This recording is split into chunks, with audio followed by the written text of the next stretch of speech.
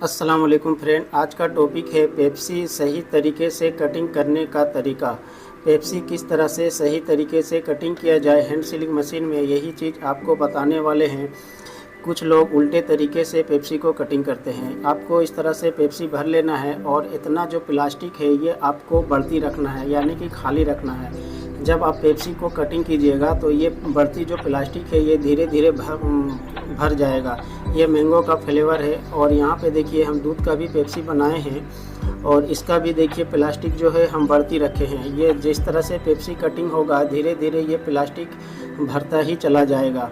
तो किस तरह से पेप्सी को कटिंग किया जाए, किस पोजीशन में आप बैठेंगे और किस तरह से पेप्सी को कटिंग किया जाए, वीडियो को बिना स्किप किए पूरा देखिए। चैनल में नए हैं तो चैनल को सब्सक्राइब कर लीजिए, वीडियो को लाइक कीजिए और कमेंट में कुछ अच्छा सा प्यारा सा ज़रूर कमेंट कीजिए। और यहाँ पे देखिए आपको क्या करना है। सॉरी फ्रेंड, मेरे मोबाइल का चार्जिंग डाउन हो गया था तो हम पेप्सी काट चुके हैं और यहाँ पे थोड़ा सा पेप्सी हम रख दिए हैं जो हम आपको दिखाना चाहते हैं। तो किस तरह से सही तरीके से पेप्सी को कटिंग किया जाए, असल पोजीशन क्या है वो पोजीशन हम आपको बताने वाले हैं। तो पोजीशन देखिए किस तरह से आपको पेप्सी को कटिंग करना है।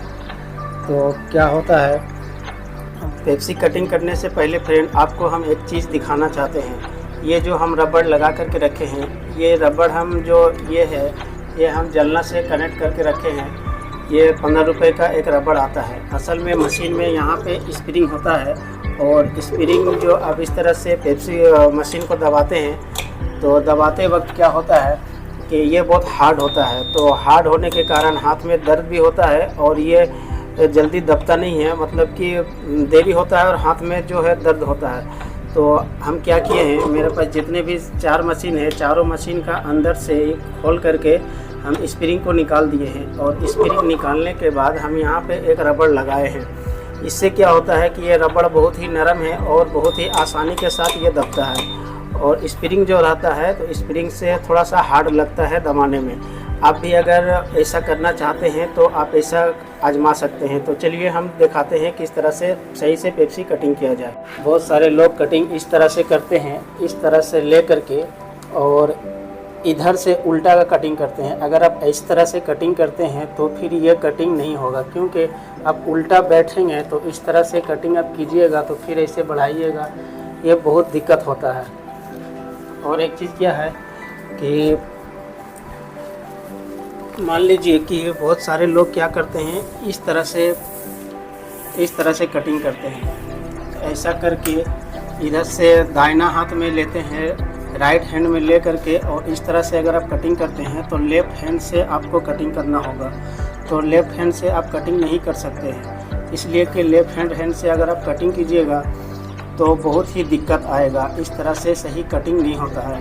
तो लेफ़्ट तरफ कटिंग अगर करते हैं तो फिर ये जो पीढ़ा है ये आपको इस पोजीशन में रखना होगा, लेकिन बार बार लेफ़्ट हैंड से दबाना ये सभी से नहीं होगा। जो लेफ़्ट हैंड होता है वही ये काम कर सकता है।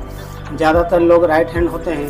तो आपको क्या करना है, इस पोजीशन में ले लेना है और ये पोजीशन में ले करके आपको इसको जो आपका यहाँ पे मापी रहेगा, जो भी साइज़ का आप पेप्सी काटते हैं तो इस पोजीशन में रख लीजिए। और ये जो है आपको इसको दबा करके रखना है।